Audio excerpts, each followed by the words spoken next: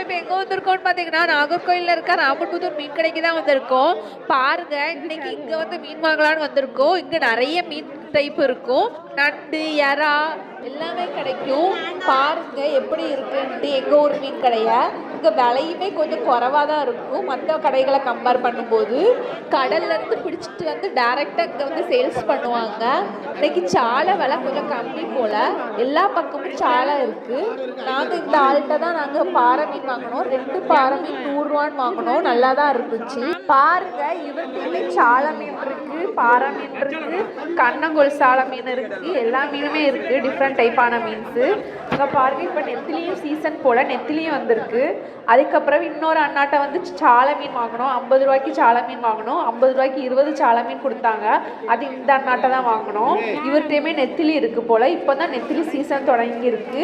அங்கே இன்னைக்கு பாறை மீனும் சாலை மீனும் வாங்கினோம் மக்கா. இந்த கடைக்குள்ளேயே வந்து காய்கறி கடையும் இருக்குது, பழக்கடையுமே இருக்குது. பாருங்கள், பழமுமே இங்கே கொஞ்சம் விலை கம்மியாக கிடைக்கும். நாங்கள் இங்கே தான் இன்றைக்கி பழமும் வாங்கினோம். என்ன பழம் வாங்கினோன்னா நேந்திரம் பழமும் பேயம்பழமும் வாங்கினோம்.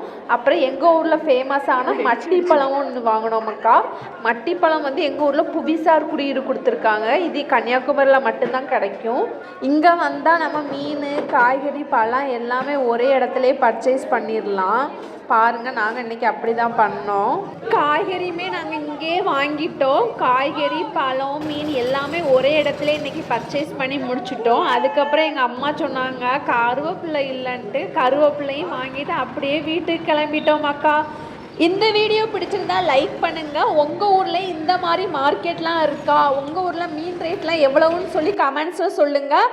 அப்படியே நம்ம வீட்டு vlog SM சேனலுக்கு ஒரு சப்போர்ட்டை கொடுத்து ஒரு சப்ஸ்கிரைப் பண்ணிவிடுங்க. டாட்டா மக்களே.